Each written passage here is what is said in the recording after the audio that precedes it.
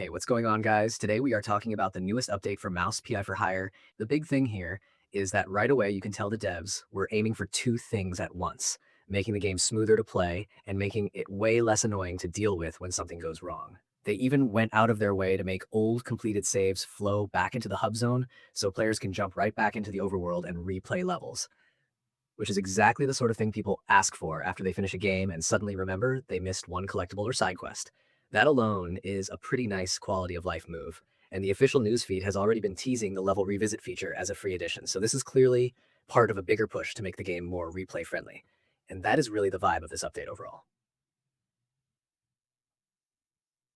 The level revisit system is a big one because it solves that classic problem where you finish a stage, move on, and later realize there was some collectible or side objective you wanted to clean up. Now you can just drive back to a completed level from the overworld map, hit revisit, and handle it properly instead of starting a whole new run or loading some ancient save. On top of that, they added uncapped VRR support for compatible displays, which is the kind of thing that sounds technical, but the end result is simple. If your display can handle it, the game should feel a lot smoother.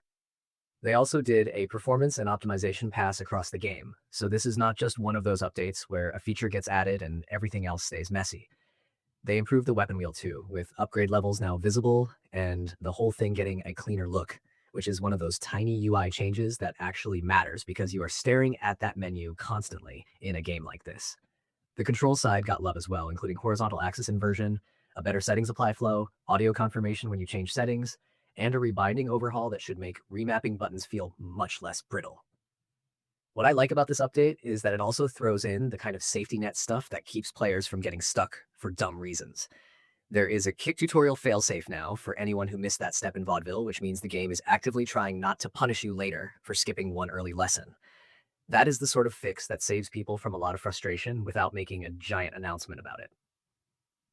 And from there, the patch notes just keep going with fixes for freezes, crashes, weird camera shake stacking, invisible colliders, progression blockers, broken checkpoints, weapon behavior bugs, flashlight weirdness, enemy behavior issues, and menu problems.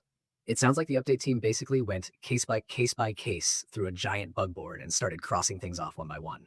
There are fixes for level flow, boss fights, item pickup problems, odd save and load behavior, and even small annoyances like prompts appearing in the wrong place or UI counters sitting where they should not.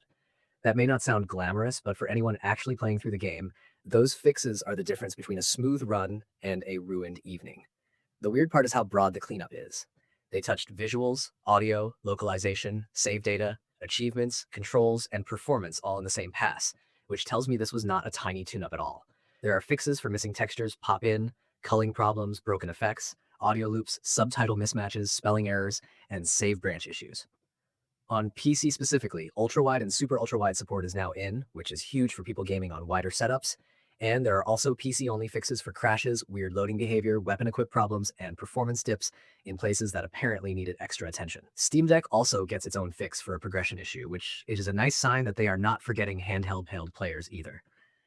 The achievement side was even tightened up with server-side validation, so that should help keep unlocks behaving the way they are supposed to. It is one of those updates where the more you read, the more you realize how many separate systems had to be untangled behind the scenes. So yeah, this is one of those patches that is easy to underestimate until you actually see how much is packed into it. The new replay option gives the game more long-term value. The settings and control changes make it easier to live with. The performance work should make the whole thing feel better moment to moment. And the giant wave of bug fixes should save a lot of players from progress blockers and random nonsense.